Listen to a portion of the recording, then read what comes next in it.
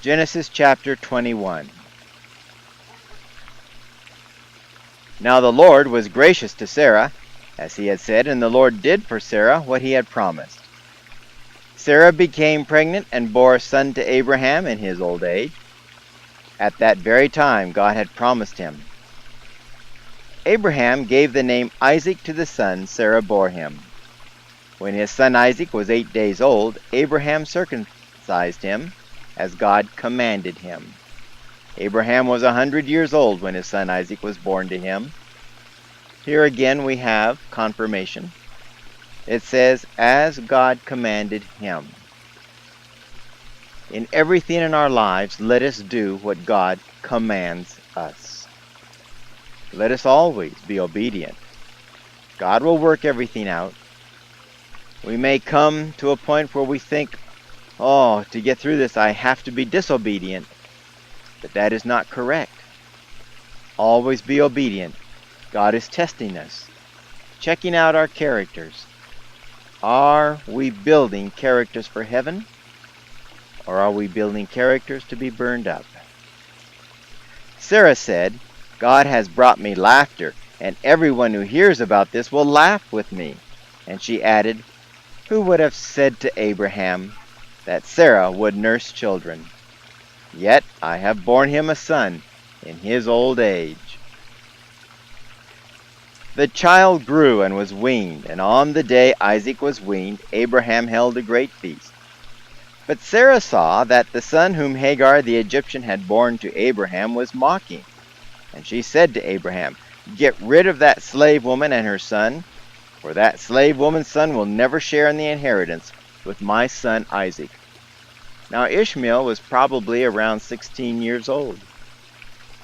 Abraham had become very attached to him, loved him very much.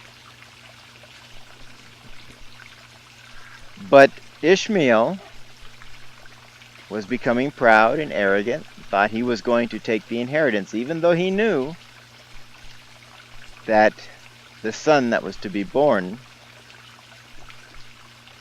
to Abraham, Isaac, was to have the inheritance. We must always remember our place. We must always work with God and never against him. If Hagar and Ishmael had lived in obedience to the plan that God had set up, they could have stayed with Abraham.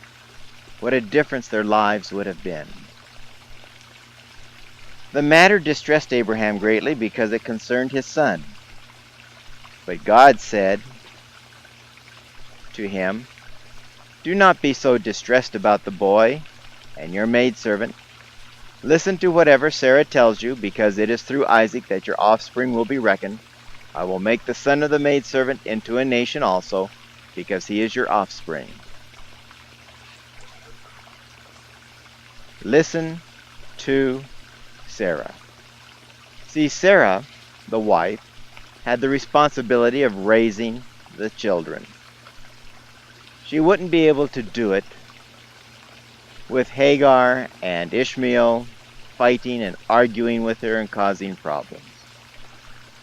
So therefore, Abraham was to listen to his wife and do what was necessary for peace in the family. Early the next morning, Abraham took some food and a skin of water and gave them to Hagar. He set them on her shoulders and then sent her off with the boy. She went on her way and wandered in the desert of Beersheba. When the water in the skin was gone, she put the boy under one of the bushes. Then she went off and sat down nearby, about a bow shot away, for she thought, I cannot watch the boy die. And as she sat there nearby, she began to sob. God cares about our feelings. He cares about us. He really does. Even when we're causing problems. God heard the boy crying, and the angel of God called to Hagar from heaven and said to her, what is the matter, Hagar? Do not be afraid. God has heard the boy crying as he lies there. Lift the boy up and take him by the hand, for I will make him into a great nation. Then God opened her eyes, and she saw a well of water. So she went and filled the skin with water and gave the boy a drink. God was with the boy as he grew up. He lived in the desert and became an archer. While he was living in the desert of Paran, his mother got a wife for him from Egypt. God was with him. He knew the Ten Commandments. He understood the requirements of living righteously. If Ishmael had continued to live righteously, if Hagar and Ishmael had honored God in their lives and lived obediently, again, what a difference history would have been. At that time, Abimelech and Phicol, the commander of his forces, said to Abraham, God is with you in everything you do.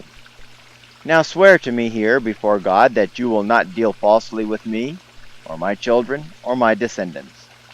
Show to me in the country where you are living as an alien the same kindness I have shown to you. We must never take advantage of those around us. Even though we are God's servants, those of us who claim to be Christians are to live the righteous, holy, perfect life. We are to respect those around us. We are to live in harmony with them and do everything we can to bring their lives the happiness that God wants to give us. Abraham said, I swear it. Then Abraham complained to Abimelech about a well of water that Abimelech's servants had seized. But Abimelech said, I don't know who has done this. You did not tell me, and I heard about it only today. So Abraham brought sheep and cattle and gave them to Abimelech, and the two men made a treaty. Abraham set apart 7 ewe lambs from the flock, and Abimelech asked Abraham, What is the meaning of these 7 ewe lambs you have set apart by themselves? He replied, Accept these 7 lambs from my hand as a witness that I dug this well. So that place was called Beersheba, because the 2 men swore an oath there. After the treaty had been made at Beersheba, Abimelech and Phicol, the commander of his forces, returned to the land of the Philistines. Abraham planted a tamarisk tree in Beersheba, and there he called upon the name of the Lord, the eternal God. And Abraham stayed in the land of the Philistines for a long time. Even though the well was Abraham's, even though he had dug it, he didn't try to force Abimelech to give it to him. Abraham was willing to buy it back, provided him the gifts. Are we willing to humble ourselves? Are we willing to be as accommodating? We are Christians. God will take care of us. We don't need to push our rights and try to get ahead by doing what we want. Let us be kind and loving, gracious to all around us, and God will bless.